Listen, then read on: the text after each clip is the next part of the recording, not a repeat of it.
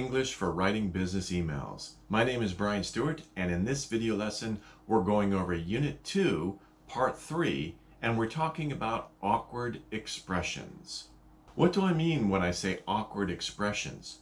Well, very frequently, when we're thinking in our native language, we're thinking very literally or very direct, and we're using the vocabulary. We're thinking of a thought or an idea using specific vocabulary. And we want to translate that to the target language, which maybe is not our native language. So we're not sure if these words are commonly said or not. Sometimes, however, when we do translate directly like that, some odd sounding expressions can be the result.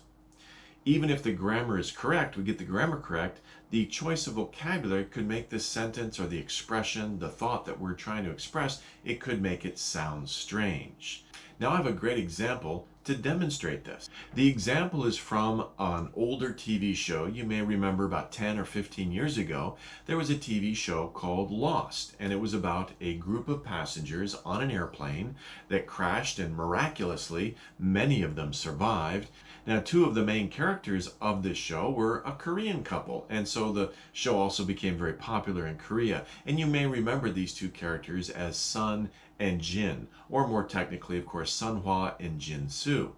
And they were a married couple, part of the crew or part of the passengers that were on this airline. And part of the show, well, one of the features of the show was that they showed flashbacks, the background story of all the characters and, where they came from and a little bit, why did they act the way they did? What were their motivations? Well, of course, one of the backstories was Jin's background, and Jin was from a poor working class family. And he married Sun, who was from a very rich family. Sun's father was a very rich businessman. He was the owner of a large conglomerate, or I guess you'd say chaebol, in Korea. But not all of his business dealings were legal. Some of them were illegal, and some of the things that he did were not very good. And part of the reason that Sun's father allowed Jin to marry his daughter was that he made a deal with him that Jin would work for him and he wouldn't say anything about what he did. And so Jin was doing some of the dirty work for Sun's father, but he felt, of course, conflicted about this, and he couldn't tell Sun because he was worried, he was coming between a daughter and her father, right? So he wasn't sure, how to handle this situation. So in the flashback scene that I'm going to show you, he went to go visit his father, his dad, who was a fisherman, not a rich commercial fisherman, but just an average guy, making a living doing fishing. And so Jin comes to see him and ask his advice. Now, the clip I'm going to show you is in Korean. Of course, the characters are Korean, so they're speaking in Korean. There will be English subtitles underneath the clip, so don't worry if you're not watching this from Korea. Your native language isn't Korean. But if your native language is Korean, I ask you to pay close attention to the soundtrack, to what they say, and notice if you hear anything that sounds a bit off or sounds a bit strange. I'm guessing that you will. Let me play the clip and then I'll explain afterwards. Okay, let's take a look. 그래, 네 섹시는 어떤 사람이야? 아주 예쁘고 똑똑하고 고집 있는 친구예요. 요즘은 대화도 없어요. 아니 왜 말을 안 해? 아버님이 대한 진실을 그에게 직접 얘기할 수가 없어요. 진실을 알게 되면 나보다 아버님을 더 미워할 테니까요. 진수야, 지금은 살기 좋은 세상이다. 제가 어떤 일을 저질렀는지 아버지는 모르실 거예요. 너는 내 아들이야. 네가 무슨 일을 했든 상관없어. 다시 시작하고 싶어요. 아니 그럼 왜 다시 못해? 제가 하는 일이 좋지. 아니 네 부인보다 더 중요한 게 있어? 장인어른은 제게 시드니와 LA에 있는 더러운 거래처에 시계를 전달하라고 하셨어요. 그러면 이번 일을 마지막으로 네 장인한테 해주고. 진수야, 손 떼고 다시는 하지 마. 그리고 미국으로 가. 응? 그래서 너희 결혼을 살려라. Okay, did you notice that at the end of the clip when Jinsu's dad said, "너희 결혼을 살려라," he's saying to Jin what would be translated from English, save your marriage, right? 결혼 is marriage, 살려라 is save, and 너희 is your. So your marriage save, basically.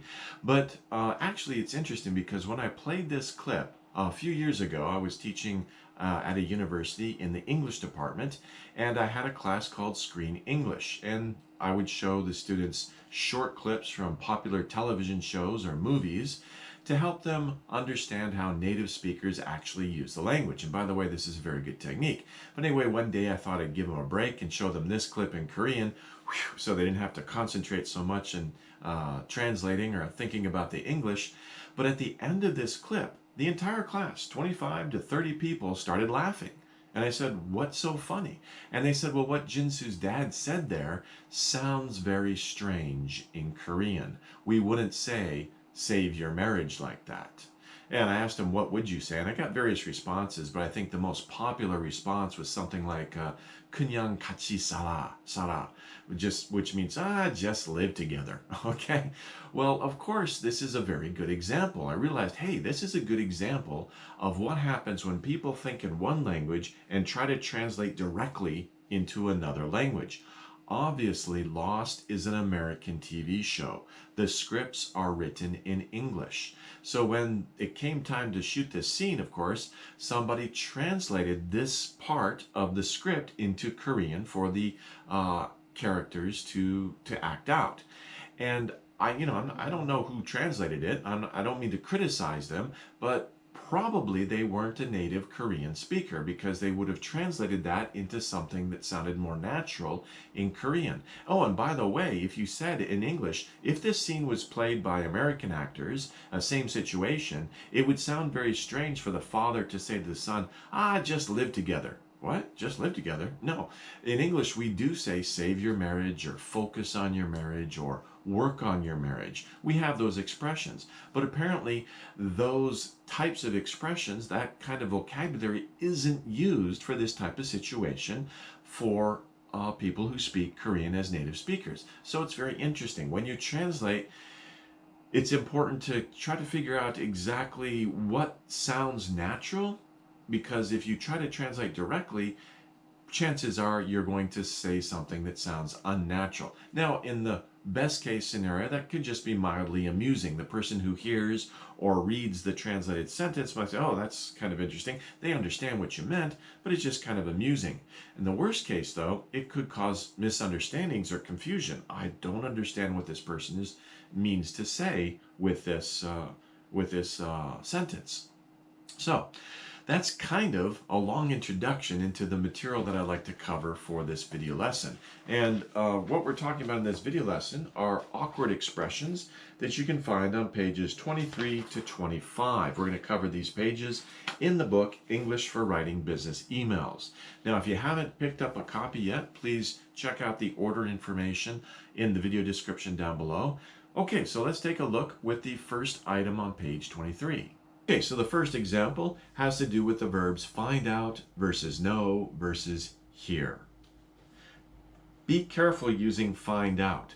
We use find out when we learn new information or when we discover something new that we didn't know before.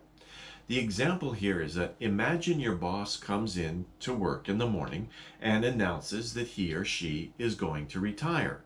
Later that afternoon, you could say to a colleague or a coworker who maybe wasn't there, you could say, "Oh, if you say, I knew that the boss was going to retire this morning," that has a different meaning than saying, "I found out that the boss was going to retire this morning." If you use know, that means you had prior knowledge. Maybe the boss told you yesterday or last week that he or she was going to retire. Or maybe you had a suspicion, right? They were making some comments about maybe leaving, or you kind of thought that they were going to retire. Then they made the announcement. You're like, I knew he was going to retire this morning. I knew the boss was going to retire. That's if you had prior knowledge or you had some suspicion, strong suspicion, then you could say that. But if it's news to you, if it's sudden, something that you hear for the first time or even think about for the first time, then you should say, I found out the boss, or I heard the boss was going to retire this morning. So I found out that the boss was going to retire this morning would be correct if you didn't have prior knowledge. The reason I bring this up is because I hear some strange expressions like this one. Sometimes people might say, I know you had a successful business trip. Or even, an easier example, Brian, I know you are married. And I'm like, okay, how do you know that, right? Are you stalking me? What's going on? It sounds strange to tell somebody, I know. Like if you write somebody a contact, you say, I know your company is going to produce a new product. Like, how do you know that? Or do you have some inside information, confidential information? How do you know that? No, you should write, I heard. If you hear something from another person, say, I heard that your company is going to produce a new product, not I know, right? And if you say, I found out, it's like you're a detective, right? So it's better to say, I heard that your company is going to produce a new product, or I heard that you had a successful trip. That's much better than saying, I know you had a successful trip. It's like, well, are you stalking me? Are you God, right? How do you know this, right? So be careful using I know versus I heard or I found out. Okay, be careful with those. Next, this is a small thing, but it's something that I noticed. The difference between see the below information or see the information below. A lot of times I'll get emails that have some type of sentence similar to this one in orange. Please refer to the below table, or please see the below questions, or please look at the below information. And every time I see this order, below and then the noun, I feel, nah, that's not correct. That doesn't sound right. It would be much better, in my opinion, if you said, please refer to the table below. That sounds more correct. And most native speakers will think that way. So be careful. However, what about above? And I've also included some examples for above. If you say, please see the above information, that's okay. That's correct. English isn't always logical. I'll explain why, though, in a second. And of course, you can also say, please see the information above. Now, I'm going to recommend to you that you use these two expressions. Please refer to the table below. Please refer, or please see the information above. I would recommend putting below and above after the nouns that they modify. Don't put them before. I mean, it is acceptable to put them before, and you do see this a lot, but this is so-so. Now, the reason for this is because of the definition, how these words are defined.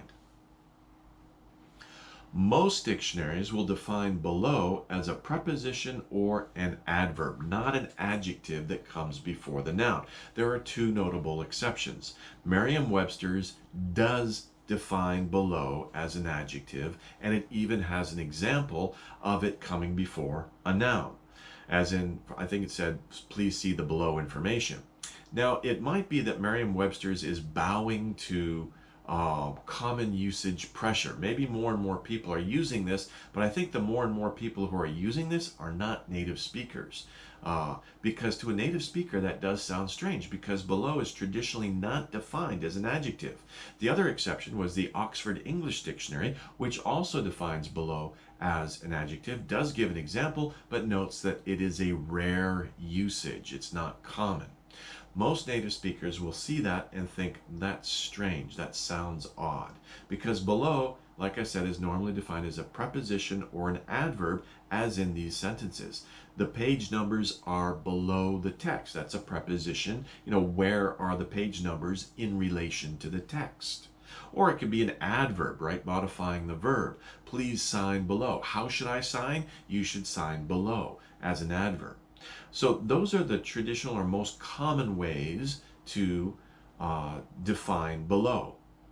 However, for above, above is defined as many different parts of speech, grammatical parts of speech. It can be defined as a preposition. It can be used as an adverb. It can be used as an adjective. It can be used as a noun. And these examples down below show each. For example, the page numbers are above the text. It's the same as we saw with below. That's a preposition. Please sign above. How should I sign? Please sign above.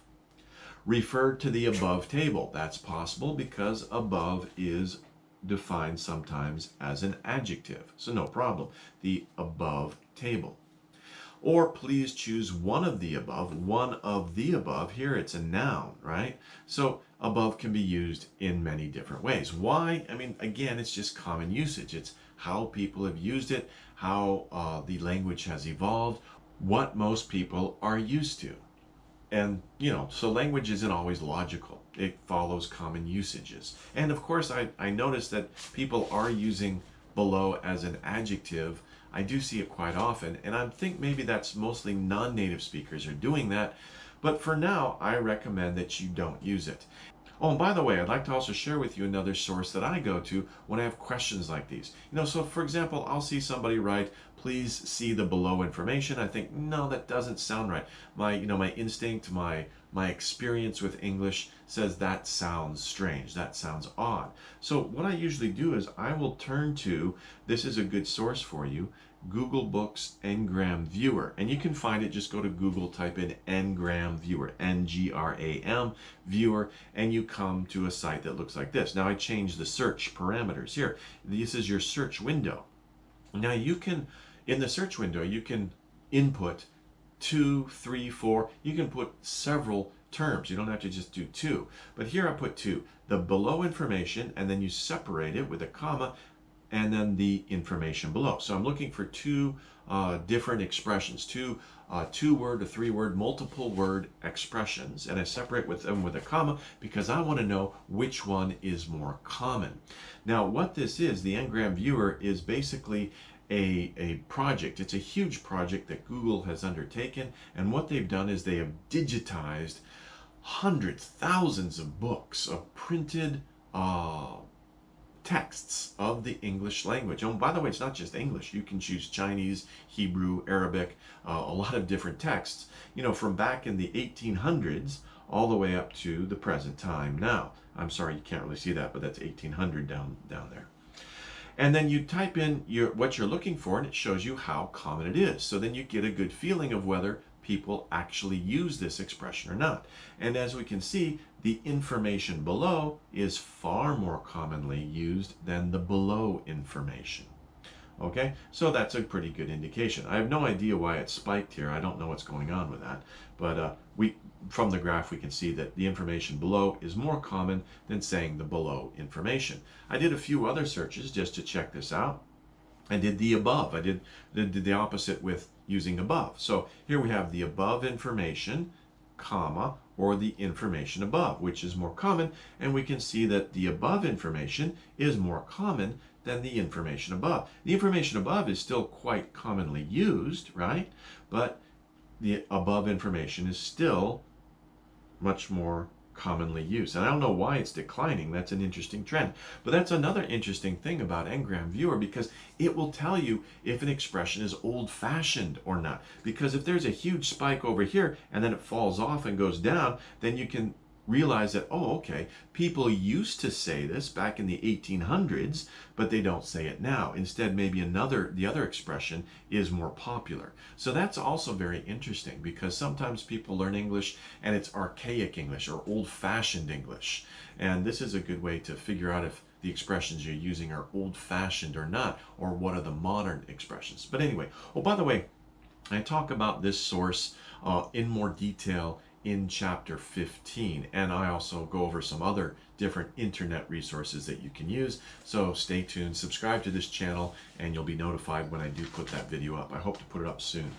And one more, I also did the table above and the above table. You can see the above table, which is in blue here, that was far more common than the table above. But now it seems like they're both equally used in terms of frequency. How common are they? And I have no idea why they spike up like that and go down, but it's just an interesting feature of the language. So coming back here, again, I would suggest that you use these. Why? Even though this is correct, no problem. If you're going to use below, because that's more commonly used by native speakers, then perhaps you should also put above in the same position, because that's parallel construction, right? You probably run into this with your writing teachers. They say if you refer to, if there's some question, as to spelling, how to spell a word, there's British spelling, there's American spelling, either way is correct. But if you spell it one way at the beginning, you should spell it consistently throughout your document. Well, I apply the same rule here. If you're going to say, please refer to the table below, because that's the most commonly accepted way to say it in English for native speakers, then just follow the same construction with above. Please refer to the table or the information above. So I'd suggest using these two down below. So again, it's not a really big deal. Nobody's going to really misunderstand you if you say, please refer to the below information. They might think, oh, that's a little bit strange, but that's about it. However, if you do want to sound more natural, use below and above after the noun when you want somebody to refer to those things. Okay, please refer to the table below. Please see the information above. Okay, let's move on. Next, we have what do you think versus how do you think. Now, you've probably run into this before. This used to be more common. I think as time goes by, more and more Korean students of English are improving, and I see a lot of improvement over the years. But how do you think used to be very commonly spoken, and it's not accepted. It sounds strange in English if you say, how do you think? For example, how do you think about the proposal? We don't say this. That sounds very strange. Of course, native speakers who are sarcastic or very picky will, when they hear that, they will think, how do I think? I don't know how I think. Nobody knows how I think. Not even neurosurgeons or neuroscientists, people who study brains, know how we think. It's still a mystery. So, of course, what they're referring to is, of course, the process of thinking. Nobody knows exactly how that occurs, right? Of course, they're still doing a lot of research in that field. But we say, what do you think about the proposal? That's more common. Okay, so don't say, how do you think about the proposal? Say, what do you think about the proposal?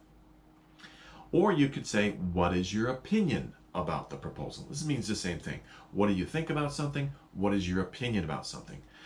However, English is not always logical, because you can say, how do you feel about the proposal? And nobody's going to say, well, psychologists don't know how we feel. No, because that's just accepted. We normally say that. How do you feel about something is very similar to what is your opinion about something? What do you think about something? So again, English isn't always logical. I'm sorry about that. Just know that you shouldn't say, how do you think about something?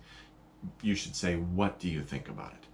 On the other hand, you can also say, how do you feel about it? That's also okay. Next, we have something that I also encounter quite frequently, and it always bothers me. It bothers me when I hear students use about after these three verbs. There are other verbs, but these are the three most common verbs that I hear are misused in this way. We don't use about after discuss, mention, or explain. It sounds strange to do so. It actually sounds redundant for discuss. We should discuss about the contract details. That sounds redundant. Redundant means that you're saying the same thing twice. Why is it redundant? Because discuss, the definition of discuss is talk about. My pen. About. That's a B. O-U-T. So basically, when you say let's discuss about the contract, you're saying we should talk about the contract details. About. Why are you saying about twice? That's redundant. So there's no need to use about. We should just say we should discuss the contract details. That's more natural. Again, did Mr. Lee mention about the conference? That also sounds redundant. There's no need to use about in that situation. It sounds strange. Just did Mr. Lee mention the conference? Much better.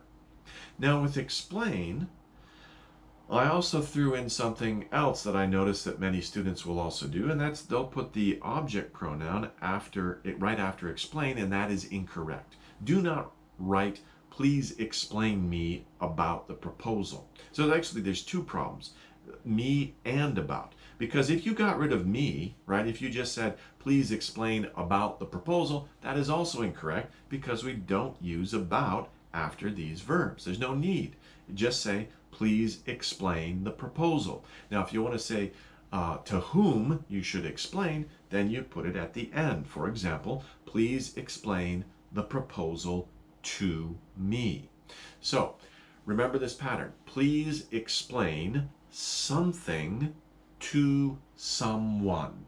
Okay? Please explain something to someone. That is the correct grammatical pattern to follow when using explain. Okay. However, there are some other things I should say about these words because sometimes you can use about. For example, if you change these words to nouns, like in this example here, that's okay. We have already had many discussions about this topic. That's fine. So discuss changes to discussion. Mention stays the same. Mention as a verb is the same mention as a noun. No change in the spelling. Explain, explanation. Here are the examples. Did Mr. Lee make any mention about the conference? That's fine. Did he make any? Because here mention is a noun. We can use about after the noun mention. And also explanation. Explanation is a noun. We can use about, no problem. Please provide an explanation about the missed deadline. No problem.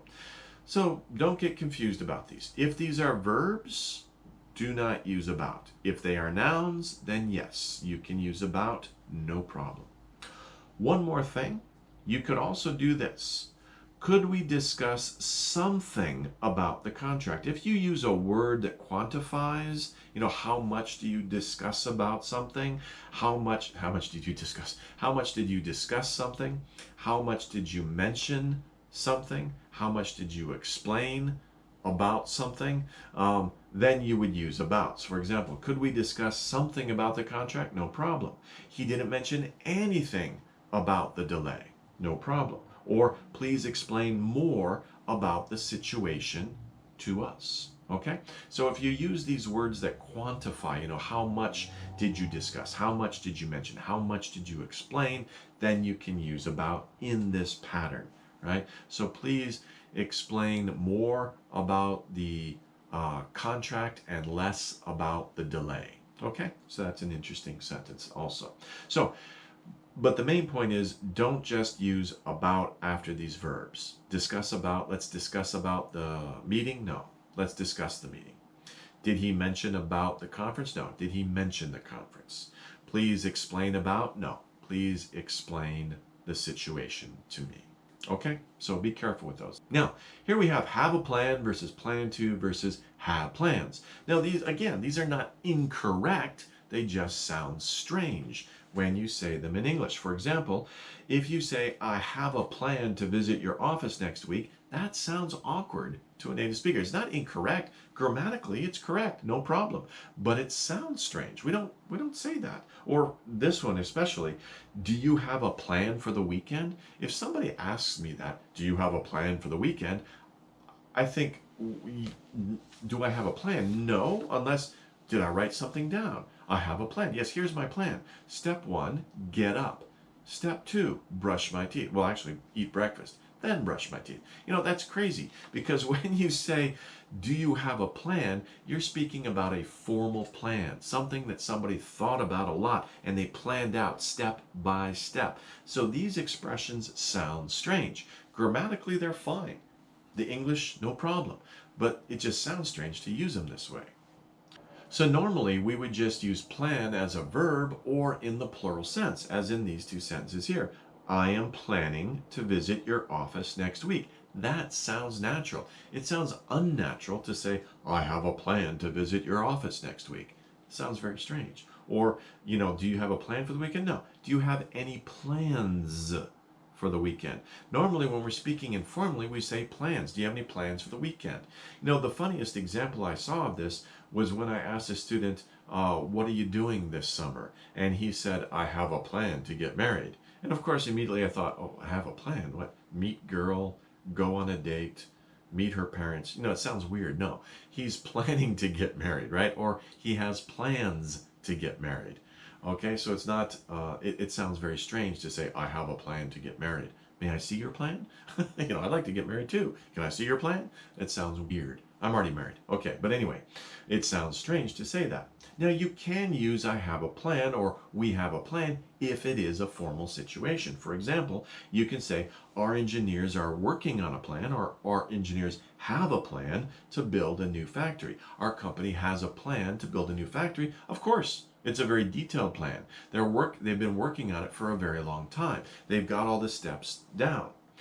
Or sometimes in the movies, you can see one character asks another character, do you have a plan? Or what's your plan? Right? But again, usually those movies, you know, they're planning a bank heist, or they're going back in time to Asgard to steal the Tesseract. Okay, that's one of the Marvel movies, you know, and the raccoon, I forgot his name, asked Thor, you know, when they walked into Asgard, do you have a plan? Because it seemed that Thor was very drunk. So in that situation, it's okay because, of course, if you have something very important like a bank heist, or you're going to go steal something, something that's very important, you would think it out step by step. So do you have a plan for this operation? That's fine. But do you have a plan for the weekend? That's weird. Nobody sits down and writes down a plan for the weekend. We just, in our head, we make plans.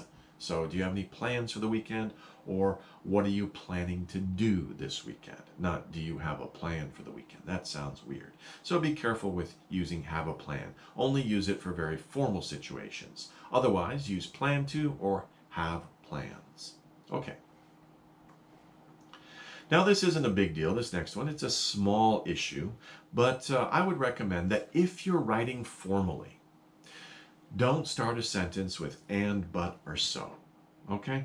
If you're writing, you want to impress somebody, you're writing a proposal for some project, or you're writing to somebody who's very important, it's a good idea to start your sentences with a conjunctive adverb instead of the conjunctions and, but, or so. Now, this actually used to be a rule when I was younger. However, I noticed that more and more people just completely ignore this and they start sentences with and, but, or so.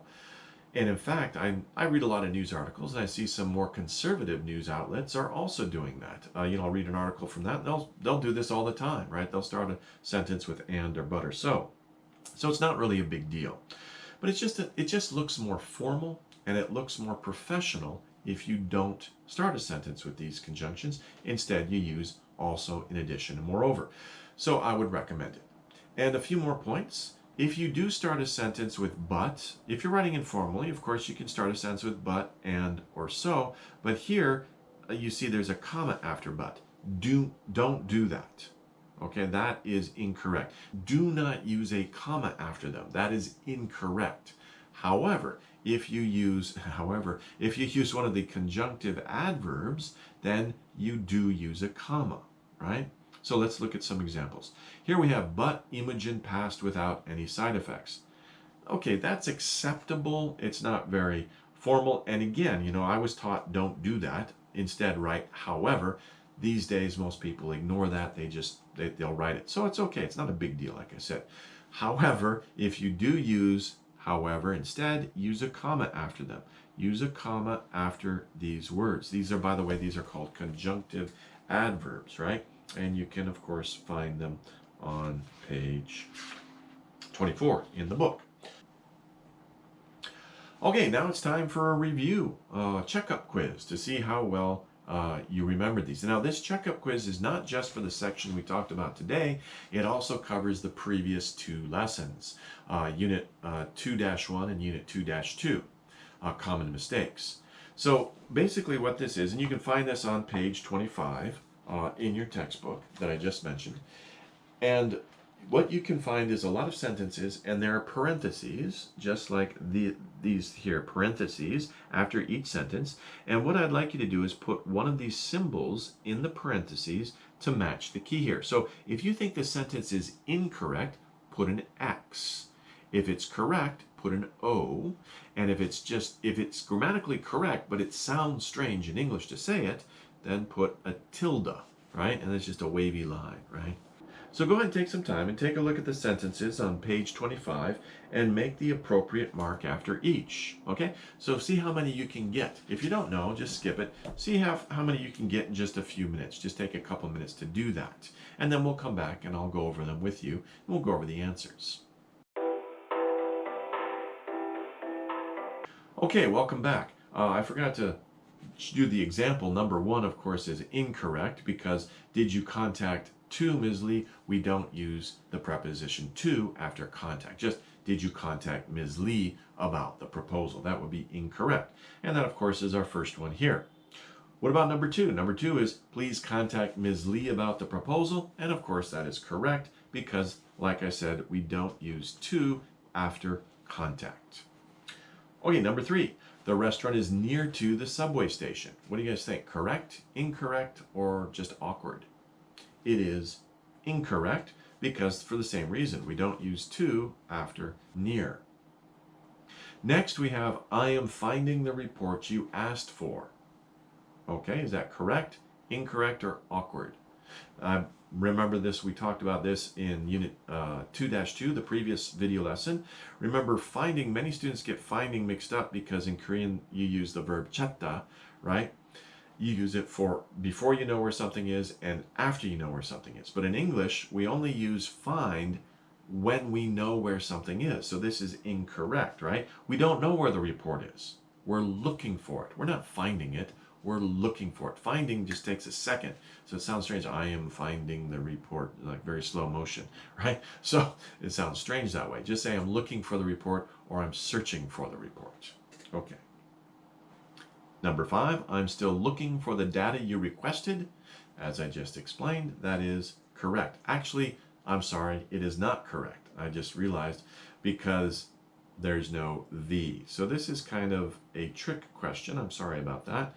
Sometimes I like to trick people because remember we also talked about a, the, and nothing in the previous video lesson. So I'm still looking for, that's fine, no problem. But you need the. Looking for what? We need the data. What data? The data that you requested. That's a specific reference. You requested it. I'm looking for it. It's specific. What specifically I'm looking for? The data that you requested. So it's incorrect. Sorry to trick you there. I almost tricked myself. Okay, next one. Number 6. We would be grateful if you could assist us. Is that correct, incorrect, or strange?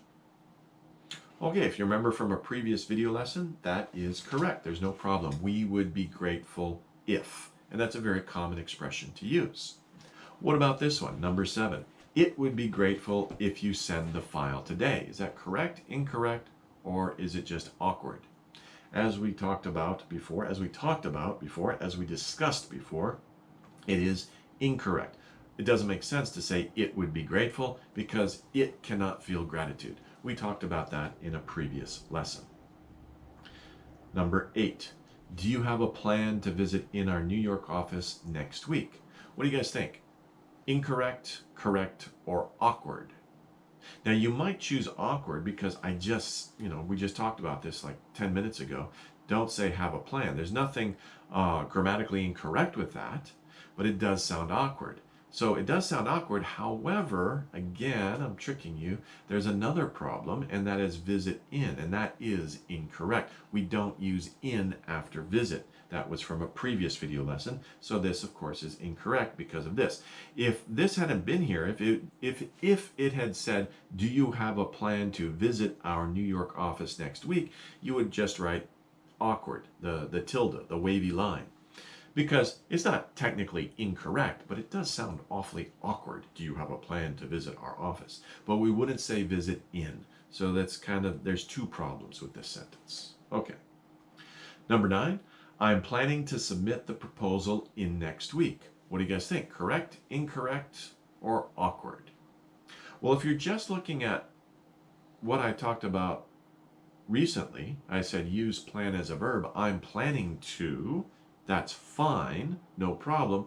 However, if you remember from a previous video lesson, we do not use in with this, next, or last. So that is incorrect. So some parts are correct, some parts are incorrect. It makes the sentence incorrect. So this sentence is incorrect because of the preposition here, but this is fine. This is okay. If you said, I'm planning to submit the proposal next week, no problem. That would be okay. Okay. Number 10. I heard that your company will start producing a new product. What do you think? Correct, incorrect, or awkward? I heard that your company will start producing a new product. No problem. It is correct. I heard, and that's fine. If you wrote, I know that your company will start producing, that sounds awkward because it's not incorrect. It just sounds awkward because the other person will say, well, how do you know that, right? I know. So it's better to say, I heard that your company will start producing a new product. Number 11, I know that you got laid off yesterday. That's too bad. Well, as I just mentioned, that sounds strange, right? It's not incorrect. It just sounds awkward. It sounds really weird. I know that you got laid off. How do you know that, right? Have you been following me, right? It sounds weird. I heard that you got laid off yesterday. That's too bad. Number 12.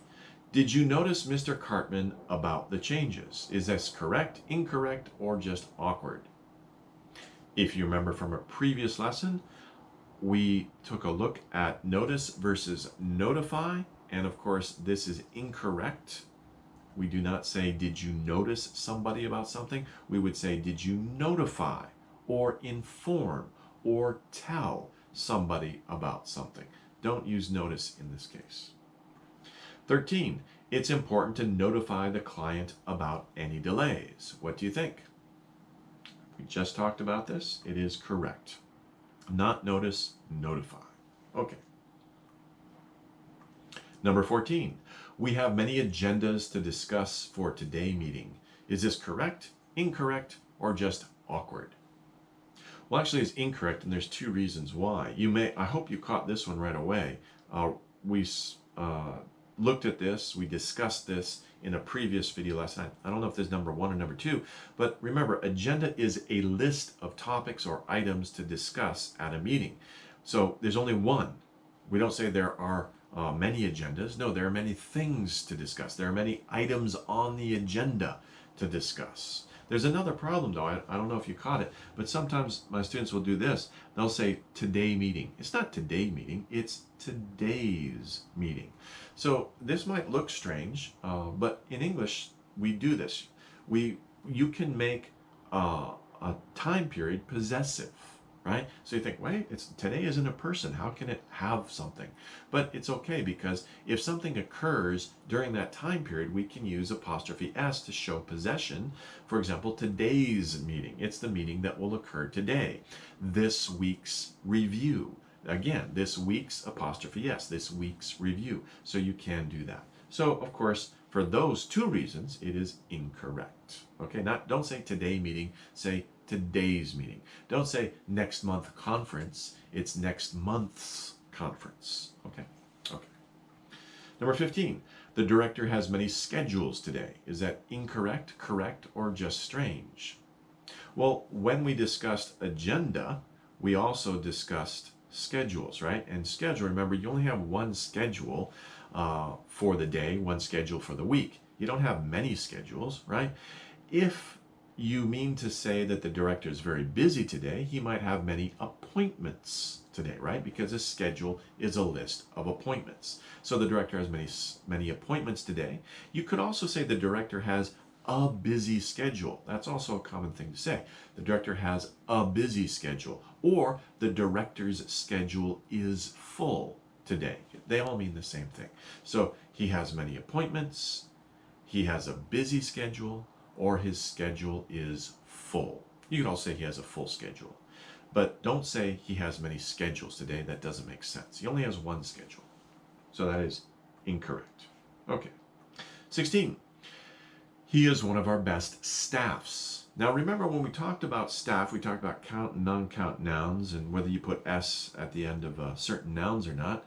We talked about this, and my advice to you was to substitute the word team for staff and see if it makes sense. So if we did that here, he is one of our best teams. Does that make sense? No, because how can he be a team? He's only one person. A team is a group of people. So that doesn't make sense. That's not correct. We'd have to change it to he is one of our best staff members, because you could say he is one of our best team members. That makes sense. So you can say he is one of our best staff members. Or you can just say he is one of our best employees, which is what I think most Americans would say. Anyway, they would use employee. 17, our staff will be pleased to assist you. Is that correct or incorrect? That is correct, and actually it's kind of common when you check into a hotel, for example. The person helping you with your reservation or giving you your key will say, if you need anything, if you have any requirements, our staff will be pleased to assist you. Okay? Of course, that's also a very common expression at the end of an email. If you require any further assistance, our staff will be pleased to assist you. Okay. 18, many staff questions. Okay, 18. 8 staffs from our company will attend the conference. Is that correct, incorrect, or just strange? Well, again, if we substitute team, 8 teams from our company will attend the conference. I mean, you could say that, but then I'm wondering how many people is that? You know, what is a team? You know, in your company, is it team 4 people? Is it 5 people? Could one team have 6 people and another team have 8 people? How many people are coming, right? So you should make it specific and say 8 staff members from our company will attend the conference. If you're writing back to somebody who's inviting you to their conference and you say 8 staffs, that might confuse the person who receives it. Saying 8 staffs, how many people are coming? That sounds like a lot of people, right? 8 different staffs, 8 different teams. What? How many people are coming? No, 8 staff members are coming, or better, 8 employees from our company will attend the conference, or 8 people from our company will attend the conference. That would be great, but not 8 staff, so that's incorrect. 19, I have a plan to get a degree in economics. Is that incorrect, correct, or does it sound awkward? Well, it is correct, but it sounds awkward, and usually people don't speak like this. I have a plan to get a degree in economics. Most people would just say, I plan to get a degree in economics, or I am planning to get a degree in economics. What are your plans for college? Well, I plan to get a degree in economics. Not, I have a plan. That sounds very formal, very stiff, so I would not recommend that. 20. I plan to get a degree in economics. As I just explained, that is correct. No problem. I plan to get a degree in economics. That sounds far more natural. Number 21. I would appreciate you could reply by tomorrow. Is that correct, incorrect, or awkward? As we discussed in a previous video lesson, we need the words it, if, right? Then that would make sense. I would appreciate it if you could reply by tomorrow. So that is incorrect because it's missing those 2 words. Don't forget that. That's very common. Many students will forget those 2 words when they're writing their email. Number 22. I would greatly appreciate any information you could send me. Is it correct, incorrect, or is it awkward? Well, it is incorrect because of this word here, this word ending. Actually, to tell you the truth, I originally intended to type, I would greatly appreciate any information you could send me. If I had written that, it would be okay. But I made a typing mistake. And after I did it, I could have gone back and checked it. I caught it during a long time ago before I put this book together. But I said, no, I'm going to keep it the same because it's important to proofread what you read, right? So before you hit the send button on your email, proofread. Make sure you didn't accidentally type a noun instead of a verb, because you know our fingers sometimes have muscle memory and they'll type something that we didn't mean, but the fingers have like a mind of their own. So go back and proofread. Of course, this is incorrect. It should be, I would greatly appreciate any information you could send me. Okay, not appreciation. 23. We would appreciate it if you would pay the bill before the end of the month. Is this correct, incorrect, or is it awkward? Well, it might be awkward, but for a different reason. But anyway, it is correct because, again, Good. We're using it if, and then you would pay, so you would do something. Remember, if you use this construction, we would appreciate, and then you would or you could then do something, verb clause, use it if. We would appreciate it if you would pay the bill before the end of the month. That is correct. Now, it might be awkward because the other person might not have the money. That's a different kind of awkward. Okay, good. Okay, number 24. We will be pleased to arrange a meeting between your and our CEO. Okay, so is that correct, incorrect, or just awkward? Well, as we discussed before in a previous unit, we will be pleased does not make sense. That is incorrect. So we would have to change this to we would be pleased. We would be pleased to arrange a meeting between your CEO and our CEO. I would add CEO twice. Or between our CEOs. You could also do that. Our respective CEOs. We would be pleased to arrange a meeting between our respective CEOs. Respective means yours and ours. Okay. So a lot of exercises using appreciate. And if you're still not sure about that, if you missed that lesson, go back to page 14 and check out that section about common expressions expressing thanks or gratitude. And you can see a lot of expressions using appreciate. And also check out the video lecture, the previous video lecture. I hope that that helps you. Okay, moving on to the last group here, we have number 25. Please refer to the below information when making the schedule. Is this incorrect, correct, or does it just sound awkward? Well, as we discussed previously a few minutes ago, I recommended that you should put below after information. It sounds awkward if you don't. Although some sources do accept it, most native speakers would consider this an odd construction. It sounds a little bit odd. So please refer to the information below when making the schedule. That would sound much better. This sounds a little awkward. 26. We will reply you after our staff meeting. Is it incorrect, correct, or does it sound awkward? Well, I hope that you noted that it is incorrect. Do not use the object pronoun after reply. Don't say that. So we will reply after our staff meeting, or we will reply to you after our staff meeting. Of course, to you, as I discussed in a previous lesson, it's not necessary to use that. Okay, moving on, number 27. We suggest you to do a customer survey. Is it correct, incorrect, or just awkward? I hope that you noted that this is incorrect. It should be, we suggest that you do a customer survey. So this is incorrect. Don't use this construction, we suggest you to do something. No, we suggest that you do something. Okay? And then number 28, also using a similar idea, recommend. We recommend using a VPN while in China. Is this correct, incorrect, or just awkward?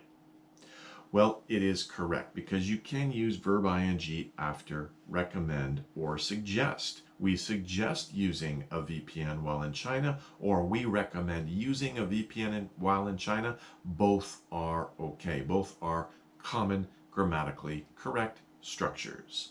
So this would be good. Okay, and that wraps up this quiz and this video lesson. We went over awkward expressions as the third part for Unit 2 in the book, English for Writing Business Emails.